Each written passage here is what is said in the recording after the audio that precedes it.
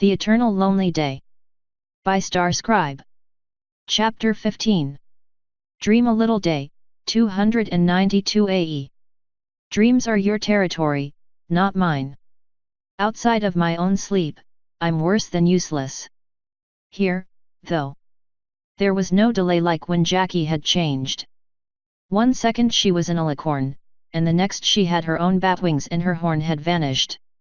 It was not really all that different.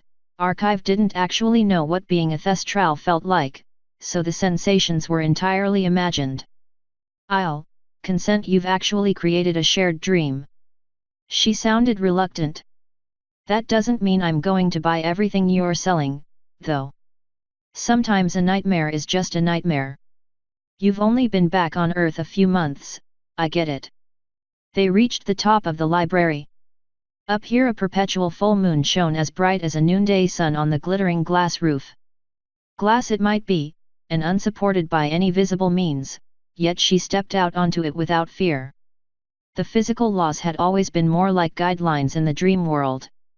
And you've been here longer, I know. Don't tell me you came all the way out to Motherlode just to rub it in. Not exactly, no. There was only one feature on the roof, a doorway.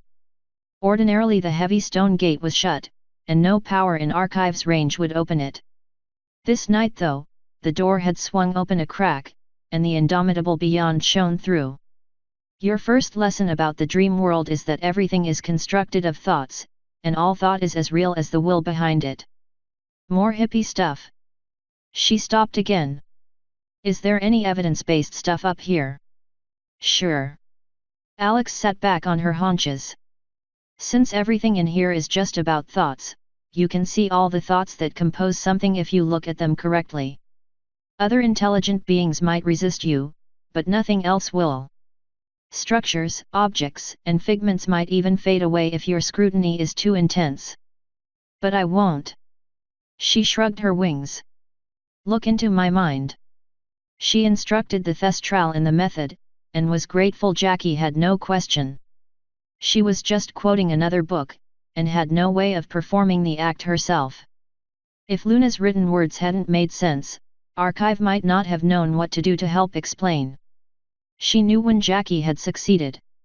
She felt the touch of a spark on her consciousness, not unlike what Sunset Shimmer had taught her to do in the physical world, though the reverse. In a few seconds, Archive found her mind wandering back through time. Past her march through winter, through her time in university and living with cloudy skies. Through all of the jobs she'd had, through her numerous dangerous missions with the HPI. Past the time she visited Equestria, all the way to her meeting with Princess Luna. The memories could go no further. Archive had not existed to have memories before then. Only seconds passed before Jackie stumbled away from her, her wings lifting to separate herself. My God, my God, my God, she repeated, over and over. How many years was that? She dropped out of a standing position, panting heavily from the effort. Not quite 300. Archive shrugged her wings. Ponies live that long? But, she trailed off, answering her own question. Lots of them died. But you still, she shivered. What are you? I've been trying to figure that out for a long time, she answered, frowning. I guess you could say I'm the memory of humanity. I was created to make sure the ponies that came after us would remember us. Keep our accomplishments, not repeat our mistakes. And most importantly, to protect ponies like you. There was silence for several minutes. Jackie never looked at her, didn't even open her eyes. Archive supposed she was trying to sort through all she had just seen. Her eyes widened suddenly and she lurched towards the closed doorway. That's it out there, isn't it? She flared her wings. The skein. You know about it. You know, everything. I know lots. Not everything. Archive retreated as Jackie advanced, keeping herself between the thestral and the open door. An infinite world made of every sleeper's dream. Jackie gestured, and the door swung open. Light poured in, nearly blinding. The skein is arranged by the emotions the dreamers feel. If you dream about this, then that part out there, it's intelligence, creativity, love. Well, I'll have a long way to go. Jackie flared her wings, advancing towards the opening. I'm asleep too, right? My dream is out there somewhere. I can already feel it pulling me. It's easy to find your own dream. She flashed her fangs, though not at Archive. At the opening. Now that I know what's been tormenting me, I can send it straight to hell. Careful. Archive raised one hoof, trying to shut the doorway. But her world or not, a door into the skein was the domain of magic she did not have. Perhaps a real alicorn could imitate it, but she wasn't one yet. Of course, there were ways she could get Jackie to stop. Killing her would wake her up, that was the simplest. But some way that would be to make a friend. You don't actually know everything you just saw in me. Your brain isn't made to dump stuff into. I don't know how long it'll last. You might keep my knowledge until you wake up, or, maybe just until you leave the library. You can't just go off to fight. I'm leaving. Jackie continued to advance. Archive's back was nearly to the doorway. She could use it, now that it had been truly opened. I'm going to kill that demon and end my nightmares. Thinks 'cause I'm young it can eat my soul in little pieces, does it? At least be sensible about it. Archive pleaded. Don't go alone. The pact they had made required Jackie to defend her, but there was no reason it couldn't go both ways. That stopped her. You want to come with me? Hell yeah. Archive gritted her teeth. That Alp has been torturing one of mine. Just, let me change first. I'm not a thestral, so I'll be stuck as whatever I am once I leave my own dream. Jackie nodded, impatient. Archive changed in an instant. Not back into her alicorn shape, useful as it might be. When it came to dreams, what you really were mattered more than just what you could twist yourself into. Truth had power here. If she fought as a lie, she would fight without the strength of the ideas she represented. The transformation was swift. Fur faded from her body, even as she rose up onto two legs. Her mane turned into a ponytail almost long enough to touch the floor, remaining as green as it had been. Her eyes too remained the same, unnatural though the shade might be for a human. She had taken this form once before, in a 50s-style diner to fight a demonic being out of equestrian lore. When she took it this time, she took up armor instead of simple clothing. Thin silver chain mail, with plates etched in gold. In her sheath was not a sword, but a thin leather book. A crest of her cutie mark worked itself onto her breastplate, as well as etching smaller versions onto her cape. She had no helmet. All right. She towered over the thestral, even at the height of a teenage girl. One hand tensed in a white leather glove, while the other rested gently on her book. Let's go see what your nightmares look like. Jackie retreated a pace, though not for long. Okay, Alex. I'm ready. She stuck a hoof outside, finding it passing through the empty air. You didn't know how to fly. I guess that makes sense, since you don't have wings, but, is wanting to fly enough? For you it will be. Alex glanced out at the opening, then lifted her book into her hand. Not me. You know what I know, don't you? Jackie shook her head. I only know the pieces I happened to glimpse by accident. I didn't see all of it. There was so much. Well, being a bat pony means you can cheat the rules here. The rest of us can only do the things we actually believe we can. She leaned down. I think I may need to ride. If I blow all my magic just getting there, I won't be much use to you in a fight. Ride. Jackie raised her eyebrows. You're a freaky giant. Just make yourself bigger. Jackie tried. She got a little older, and gained perhaps 8 inches of height as she reached full maturity. She kept growing, as though she were an alicorn but only in proportions. Another foot, a few more inches, then she could go no larger. Archive knew why. Mere knowledge wasn't enough in the dream world. Belief, confidence, and willpower were important too. A vast increase in one would not magically improve the others. It was a good thing she was coming with her. Jackie would get creamed otherwise. Damn her library for being located high in the skeins heaven, where other such enlightened dreams floated. If she jumped, the fall would wake her up. Can't get bigger. Jackie shook her head. Her voice answered a little deeper than before. I feel stretched. I feel like any bigger would rip me in half. You probably used lots of your energy putting yourself in my dream in the first place. Archive pondered, then shrugged. Well, if you can't get any bigger. She could have returned to her normal body, that would have been small enough to ride on a huge Thestral's back. But tiny earth ponies weren't good fighters, and also weren't what Archive really was. Lonely Day's body was a very weak symbol. But if Jackie could grow her body, Archive could shrink hers. She ditched the plate mail, shrinking rapidly. The links of her chainmail became thin and delicate, flashing silvery with gold trim. She let stockings replace most of the chain. Her book remained, though it shrunk down to the size of a child's diary. What was she now, 11? Wiry and thin, those shadows of the Valkyrie she had been were still there in her, strength that would come in just a few years of growth. She was a tall child, but not as tall as an alicorn. You think I'm small enough now? Her eyes were still fierce, but her teeth were a little crooked. She gave herself some dream braces. I made myself as light as I could. She held out one thin arm. Any more and I'll blow away in the wind. You think you'll still be able to fight like that?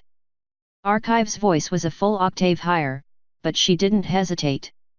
She drew out her book. This is my sword and shield. Humans have always been small and weak. Didn't stop us when lions still ate us. Jackie shrugged. Hop on, then. But, you better know how to ride bareback, 'cause you're not putting a damn saddle on me.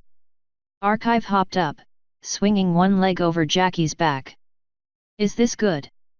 Get that twig you call a leg away from my wings. She stepped forward towards the opening, taking up the whole thing now, spreading them to flex. I know I'm not really flying, that I've just got to want to fly, but I still think flying uses wings, so I'll still need them. That's how that works, isn't it? Archive climbed up Jackie's back, laying across her body and wrapping both arms around her neck. She strapped her book down, pulled her cape higher about herself, and nodded. Should be. Just don't make any sharp turns.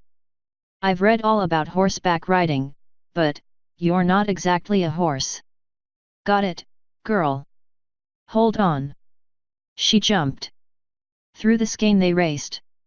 At first their journey was mostly down, since Archive's regular library dream was nearly opposite in the dream world from Jackie's. Archive worried they were falling at first, but she couldn't get her spellbook into her hands for fear she would be torn right off Jackie's back by the blowing wind around them. They touched down, and she had no time to disembark. Jackie wanted no delay, and so did the entirety of their running for them. Winding paths they passed, racing through sleeping kingdoms as numberless as the dreamers who had spawned them. Each realm brought them closer to the nightmares of Jackie's night. Archive found herself feeling impressed. Jackie didn't stop once to catch her breath. She seemed to intuitively understand what Archive's knowledge had shown her about the place, even if much of the rest of her life had slipped in one ear and out the other. They passed through a gaping portal to the underworld, then through River Lethe into blackness eternal.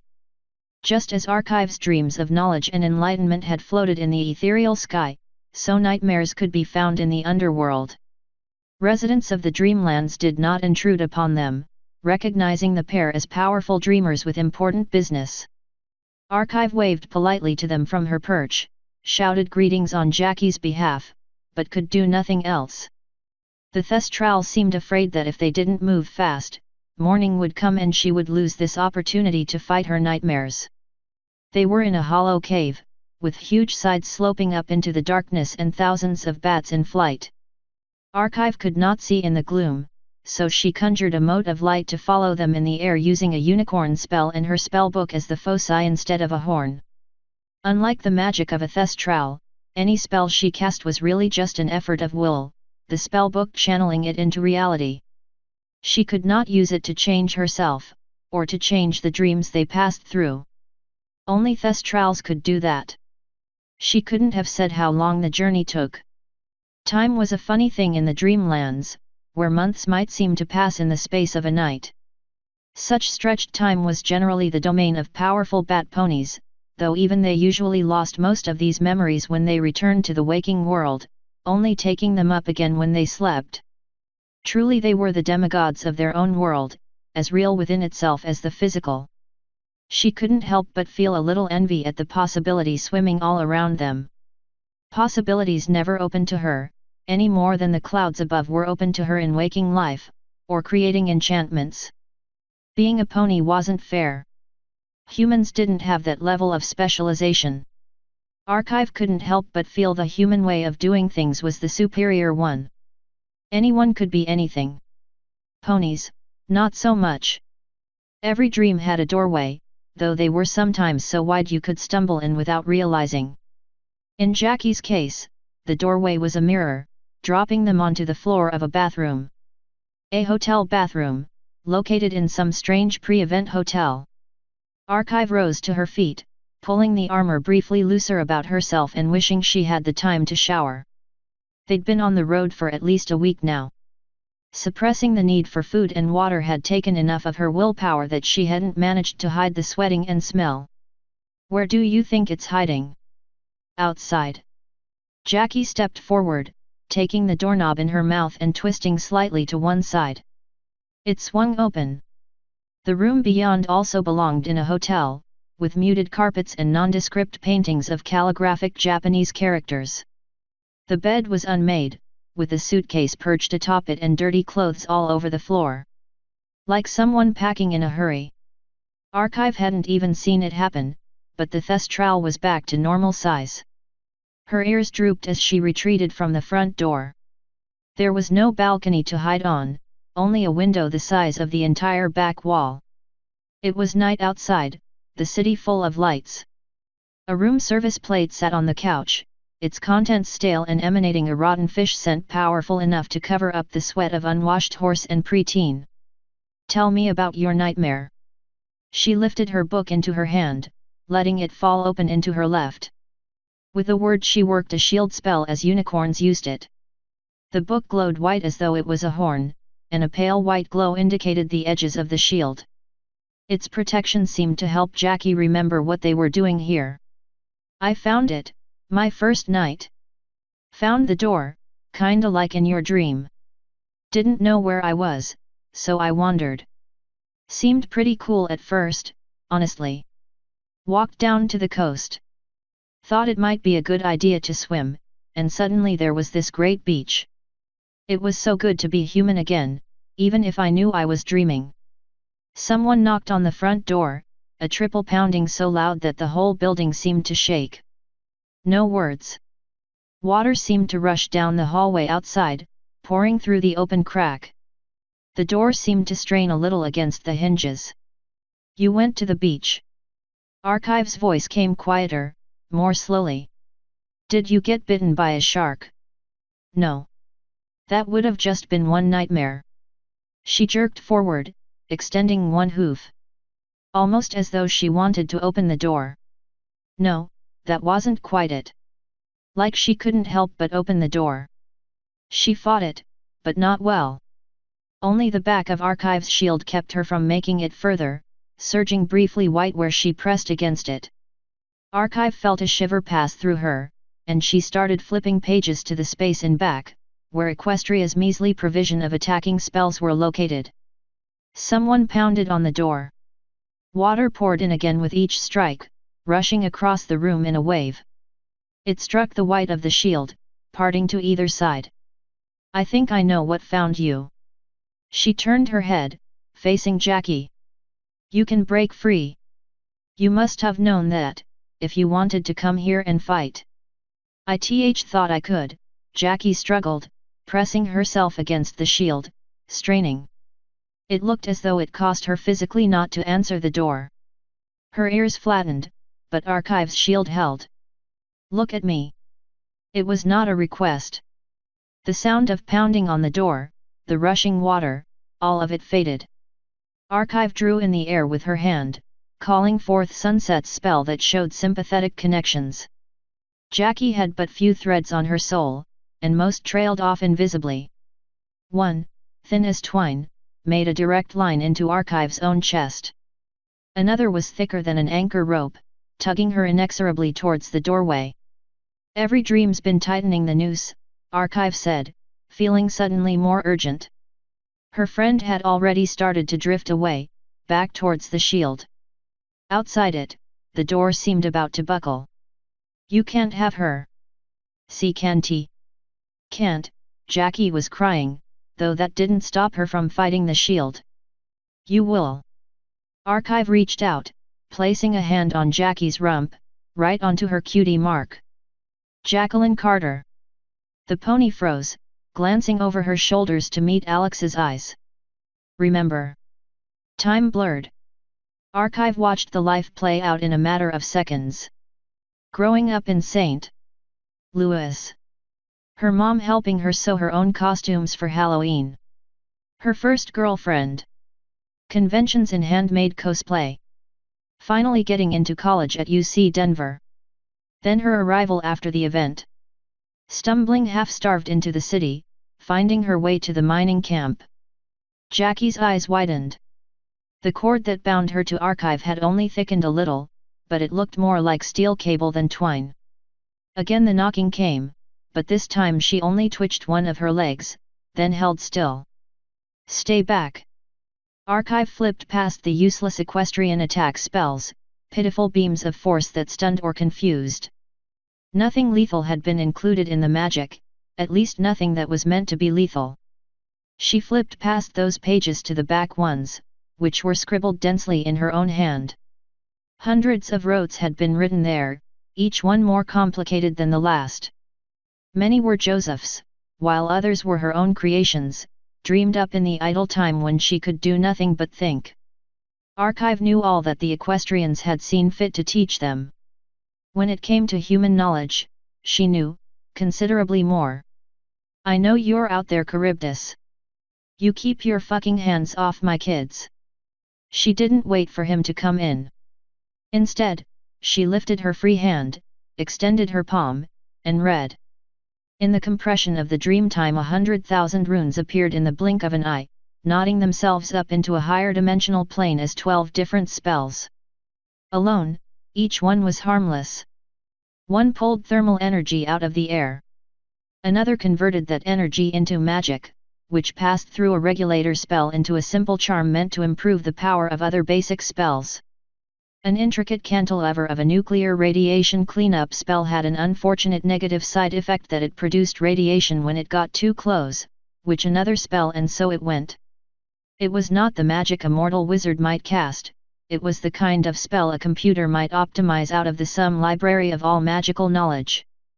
Outside the shield, the air caught fire. Glass all over the building exploded, shattering huge chunks that plummeted down towards the ground. Wood, carpet, and paper were atomized. Concrete melted. Seawater sublimated. There was no door anymore, just a round hole about 20 feet in diameter that cut through the floors above and beneath and out into the empty air beyond, then on through nearby buildings. The whole structure shook under the force, but didn't fall. Not right away. Something screamed as it died. Limp tentacles boiled away in the air. The air filled with sizzling steam, roiling against the sphere that sheltered them. During the blast, Jackie had been pulled forward, threatening to pass through the shield. She was tugged along by the sympathetic connection at her soul until the slack ran out, and she stopped against Archive's will. Jackie was still there, so Archive knew who won. There was bleeding at her chest, as though a huge chunk had been ripped out. No more strange connections. She dropped to the ground, bleeding badly. Archive was on her knees too, all the strength gone from her. She hadn't held back. Trying to cast a spell like that in real life would probably have killed an alicorn. I'm dying, Jackie choked and coughed, whimpering. Yet. Archive nodded. But you won't die. You'll wake up. And I'm in your dream, so. I'll wake up too. Jackie shivered. Will it? Will it come back? She panted, barely able to respond. Her hands were on the ground, legs spread in weakness. She could barely hold her head up. It won't be able to find you, unless you find it again. Monsters like that aren't meant to be in mortal dreams. You had to tie it to you first. That's good. She smiled, curling up as she died. Thanks Alex. You're a good kid. The world ended. Asterisk asterisk asterisk. Jackie and Alex couldn't help but become friends after that. Jackie still had to learn most things on her own, but at least her time with Archive had given her a head start. They continued to use dream sharing over the next few weeks, until Jackie felt confident enough in her abilities that she didn't need someone around to protect her. It was better sleep for all. Archive had no spell that could make the bat pony magically not nocturnal, but at least what little sleep she got wasn't being interrupted by nightmares. Archive's work had been too good, no shreds of the connection to Charybdis remained on the pony, and so there was nothing to follow back and deconstruct. Had he been planning to take over Jackie as he had taken over so many others, or just been tormenting her for the glamour it brought him? Her trial period without work had ended the next day, and Alex joined a mining team beside everyone else. Every afternoon became the same routine: zip into a jumpsuit, tie a bandana around her mouth, and venture into the earth. She relearned coal mining techniques she had only ever read about in history books. Wooden supports, lanterns to burn off the damp, and not much else. Every day they emerged coughing and covered in dust. Their group would separate by sex, then strip and wash in a nearby mountain river. It was freezing, but a hell of a lot better than spending the entire day covered in coal dust and smelling worse. Archive had heard of worse lives. She would have taken them somewhere else to live, vanished into the night, were it not for Jackie. The Thestral knew the truth about her now, and in the subsequent nights, learned about the saddlebags and all they contained as well. With a friend in her confidence, Lonely Day could start to pick up on the details she had only suspected. Her hasty calculations had been correct. After the initial sign-on bonus, given entirely in company store credit of course, had been burned, miners could no longer survive on the wages they made. It seemed as though store prices had been carefully chosen. None were high enough to arouse suspicion. But when taken together over a long period of time, the consequences were obvious. As per the contract, an employee who reached the end of their term but who owed money to the company would be automatically renewed. Thus it was, the refugees living in constantly growing debt without any hope of escape. They were slaves. To make matters worse, Jackie's trouble breathing was not unique. Limited protection and constant exposure to coal dust meant there were no old miners, nor were there any that had worked for more than a decade or so. Had they all moved to bigger and better things? Day doubted it. Wage slavery was bad enough, but the fact that slavery was also an eventual death sentence was more than she could allow. It had to stop. There was no simple way. The Frontier Mining Company kept over 100 refugees from starving. The coal it mined helped make steel and radio springs, as well as keeping the lights on. She toyed with the idea of organizing a union, but eventually tossed it aside. These miners had nowhere to turn for support while they demonstrated, summer or no summer. After a month or so of living and working there, Lonely Day had her answer. The Frontier Company sold almost everything to Radio Springs, and they depended on a rail company out of the city to survive. She was willing to bet that if the city applied enough pressure, it could force the mining company to change its ways. That, of course, meant getting back to Radio Springs. Alex toyed with the idea of simply walking there, but of course that would have made some level of hostile intentions apparent. Better to do things as naturally as possible. So she spent a week telling everyone that she planned on going during their next day off. A week offering to buy things from town and bring them back, a week taking requests and orders and making it very clear what she intended to do. That day, she made special preparations for her visit to the shop. Well, mostly Jackie and Esri. They would not be used against her tonight. She stopped by the company store the night before her trip, after her day's work. Water alone was insufficient to get out the coal dust, and like many of her peers she generally saved soap for special occasions. She did tie back her boyishly short mane with her bandana, as many of the other miners did. There was lively conversation in the store, as always. She waited patiently as most of her fellow miners used their day's earnings to buy cheap corn whiskey, shivering at the harsh smell as bottles opened. Eventually she made her way to the front of the line, and smiled politely at the stallion behind it. "Howdy." She gestured at the sign with train tickets on it. "I'd like 2 round-trip tickets to Radio Springs, please." The stallion's name was Ronald, though she suspected he actually went by some equestrian name he didn't share with them. As with most of the staff, any attempt she made to sense his human past showed her mind only a blank. "Ah, yeah." He made his way over to a dusty notebook, flipping it open with his magic. "Tomorrow's morning train, right?" At her nod, he continued. "Sorry, miss. We're all sold out." "What?" She tilted her head to one side, raising her voice so that everyone in the back of the line could hear her. "It's not even a passenger train, everybody knows you just ride on top with the coal. We both know nobody ever buys a ticket to Radio Springs." Then loudest of all. "Are you saying we aren't allowed to leave?" Archive put some of her power into the words, tugging on the attention of every former human in the room. A crowd of miners drinking at one of the tables stopped. Conversation in the line died. Ronald was completely unaffected by Archive's magic, as she had suspected he would be. Even so, he couldn't ignore the stares. What? No. Of course not. It's just, we've got lots of cargo to send on that train, and 2 more ponies just wouldn't fit." "Okay." Alex advanced with a smile, as much the innocent filly as she could manage. She was a terrible actor, but only Ronald would see. "I'll leave on the midnight train. You should still be able to fit us on tomorrow's midnight train back, right? Since everybody knows the trains always come back almost empty." Someone coughed. Why yeah, course. Though same day, there's the, service fee. It's 4 times the regular rate. That would have made it well out of her financial reach, if she were a regular miner. Fortunately for her, Alex hadn't spent very much of her bonus. She had bought only staples, preparing them in her own kitchen.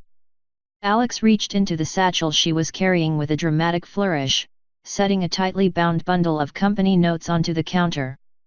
"Regular rate is 400 for a round-trip ticket, so the sign says. I'm getting 2 tickets, so that's 800. That there's 6,120 notes. I'd like my change exchanged for Radio Springs marks, please." She heard some pony gasp, and she wasn't surprised. Every dollar of her bonus sat on the counter, along with every scrap she had saved. It might be more money than any of these miners had ever seen in one place since they started working here. So far as company store credit could count for money. Why yeah, of course. But this is, more than I'm allowed to deal with. He reached for the bundle, but she took it back off the counter before he could. "Why don't you come with me into the back?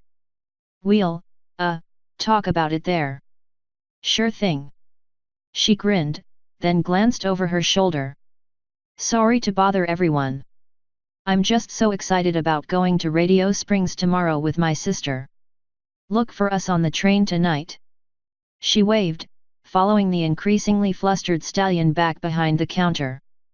The back room was mostly for storage, and shelves of general goods took up the space. Alex followed Ronald past it all into a cramped office, sitting down before she was invited and waiting as he made his way to the other side of the desk. She kept smiling. "You can't go to Radio Springs," he said, with a voice that would brook no argument. "I can, actually." She gestured at her satchel. "I've got the money for a ticket. I've got the day off. Is there something else I'm missing?" "You don't understand. You aren't allowed to go." He brought up a worn-looking document from the drawer, setting on his desk and thrusting it towards her. It was the contract. "Read page 4, the blue section." She flipped and started reading. As she did, he continued, "Now, this isn't the first time somebody's made a mistake like this." In the interests of good service, he took another stack of money from the desk, perhaps 500 company dollars. "If you were to, publicly reconsider your plans." Alex read the highlighted section. Sure enough, it stated that no contracted employee could leave the grounds at any point, until their first contractual term was complete. There was only one problem: it hadn't been in the original contract. Several sections in fact hadn't been there. Alex sat up, pushing the paper back. "Excuse me, sir." She lowered her voice. "I didn't sign this contract." "Why yes, you." "No, I didn't." She was no longer smiling. The list of ways this company was exploiting its miners grew ever longer. "This clause was not present in the version I signed. I read the entire thing before I signed it. I assure you, it was there. You simply didn't notice." She shrugged. "Go ahead and have someone get it. I didn't just sign my contract, I initialed on every page. That way, I'd know if parts of it got switched. You can look it up. It's filed under Salutive, Christie." She leaned back, though she hadn't sat in one of his chairs. "Go ahead and get it. Midnight train isn't for another 5 hours. I've got time." "I see." He made no move to get up. Instead, he reached for a phone. Well, something like a phone. The simple devices had lines only connected to other parts within the mining company's offices. They were more like intercoms than telephones, with tinny voices and only one-to-one communication. "Boss. Got a miner down here named Christie Salutive. She's insisting on a train ticket." Alex was beginning to regret not just running for it in the middle of the night. "I've got other people to help." He rose to his hooves. "Wait here. The director will be here to speak with you in a few minutes." He left, locking the door behind him. It was about at that moment Alex realized she had probably made a mistake. Sure, the mine had a posse that patrolled the surrounding wilderness to wind up runaways, but she might have been able to slip past them. She could have tried publicly walking to Radio Springs, but if she tried that, they might just kill her, claim that bandits had gotten to her. If it came to the worst, Esri and Jackie could probably stay hidden for 2 weeks. Maybe 3, if they were really careful with their rations. Could she reach Radio Springs and find a dragon in that long? How many of her cards did Alex want to play? The door did not open for several minutes. She spent those minutes humming 16 tons, and wondering if she might have to use some fists she didn't have to get out of this. By the time some pony finally arrived, Alex had more or less decided she would cave. This was too much resistance to be worth dealing with, it was going to put them on edge. She would give it more time, find another time to get out. It wasn't as though telling the dragon now would make much difference. The knob turned, and several ponies came in. One was the director, a pony she had heard about several times but never actually spoken to. A pair of larger stallions accompanied him, one of them pulling an apparently empty ore wagon. None of them spoke to her. Alex rose to her hooves as they filled the room, looking at the director. "What's this?" She kept her hooves firmly planted, so much as the ground here would give her strength. Director Sloane sighed, taking the seat on the other side of the table that Ronald had used earlier. Something I didn't want to do. Christy, right? She nodded. Have a seat. The stallions were only partly dressed. There were no unicorns among the group, but there were earth ponies. Heavy objects sat within the open ore cart, glinting in the electric light. Forgive me, sir, but I'll have to decline. She took another step towards the wall. I'll not put myself within reach of those two. He sighed again. I see. Well, we'll get to the point, Miss Salutive. Your sister's with us, is she not? Your cooperation would be most advisable, for her sake. Alex was not a very good actor. Even so, she tried to seem afraid. She didn't move closer to the goons, or the chair that sat between them. Tell me what you want me to do. I would like you to sit down, he said, gesturing again to the chair. She sat, right where she was presently standing. But only just, her rear legs ready to spring at the slightest sign of motion. Alex did not want to die today. Okay. Then what? He sighed again. You're going to make this difficult, aren't you? She shrugged. I just wanted to buy a ticket to visit Radio Springs for the afternoon. Your stallion wouldn't let me. Even showed me a fake contract that looked a little like mine, except it was way different. All the important parts were changed. Just a few words, but, she tapped the side of her head with a hoof. I've got a good memory. Indeed. He shared a glance with the goons, then looked back to her. I'm afraid you're more trouble than you're worth, Miss Salutive. Cooperating with us is the one way you have of ensuring your sister. You didn't find my sister, she interrupted. And you won't find her, either. She rose. Let's not play games, Mr. Director. I've dealt with slime like you before. She spread herself out, arching her back. If you want to end this without any trouble, let me go. If you want to kill me, then say so. She grinned. You could try. The director sighed. Alex expected this to be the end of their conversation. After all, he was within his rights to terminate her employment at any time. If he was worried about the discontent she might sow among the other miners, then he could dump her to the wilderness and send his bandits after her. She had known the moment she saw the goons and their cart director Sloane would not be taking the easy way out tonight. If you insist. He flicked a hoof in her direction. Let's get this over with. Archive filled herself with knowledge. Most human martial arts were near useless as ponies, but the principles they taught still had merit.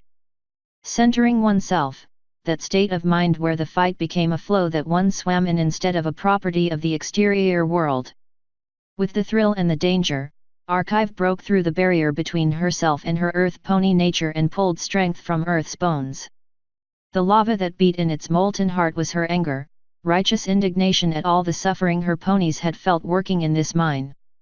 One of the stallions brought down a bat towards her head. She rolled easily out of the way, letting it splinter harmlessly on the ground even as she kicked the other, square in the chest. He went flying, smacking into the desk and the director behind it. Both went tumbling, the director swearing beneath the flurry of hooves. Archive brought her other leg down on the handle, snapping it off with little resistance. If you capture me, you will pay in lives first, she called, as loud as she possibly could. The strange magic of her office had no effect on these ponies to make them stop to listen, none were from her earth. Maybe the stallion had expected an easy fight. He hesitated, retreating a pace. Boss. Do it, he called, clambering over the edge of the desk. We don't have a choice now, damn it. He charged. Maybe this thug had experience roughing ponies up. Mostly they were newly returned humans, clumsy and weak. Alex had been fighting for 3 centuries. She had been trained by humans, computers, and equestrian soldiers. Archive rolled into the charge, sliding a leg between the stallions and striking sharply at bone. It snapped like a twig, and he tripped over her into the wall. The whole thing shook with the force he had gathered, probably enough to have incapacitated her if he had been able to use it. Earth had no biases when it came to the affairs of its own children. It would kill one as easily as the other. Archive stepped past the moaning stallion, pausing only long enough to strike him solidly on the head. Just solidly enough to knock him out. Alex kicked the nearby bookshelf with all she had, knocking it tumbling towards the desk. It exploded, sending ledgers everywhere and scraps of wood falling. The other goon emerged from the wreckage, still clutching a length of metal rod in his mouth despite all he had suffered. Resilient. She gestured at his fallen companion. That's you, fool. Put your weapon down. He did, though he tried to put it down into the side of her body. She dodged easily, put a hoof right into his side, and let another blow slide harmlessly off her neck. The metal bar dented where it had struck her, not leaving so much as a welt. She could see his face clearly enough to see his eyes widen before she kicked him again, near to where she had struck the first time. Only this time she didn't hold back, and she felt ribs crumpling even as he slammed into a portrait. The glass protecting it shattered, and rained down on top of him where he fell. She was so intent on the goons, she didn't notice the director. She heard the echoing report of a gunshot, and looked up to where he was standing across the room. She felt the sting at her chest, and glanced briefly down. The bullet had stopped on her coat. She looked up, and took a step towards him. Do that again. Director Sloane looked half mad, his clothes covered in splinters. He leaned against the rubble, holding a rifle in both hooves. It was pointed right at her chest. He fired again. Again the magic of the earth caught the bullet on her flesh, though this time it made it far enough to draw a little blood before it stopped. She reached for more, begging the earth to give her what it could, and found there was no more to be had. Her connection with earth was completely gone. It wasn't the normal feeling, when she ran out of magic. She tried to find the beating heart of earth and found she couldn't.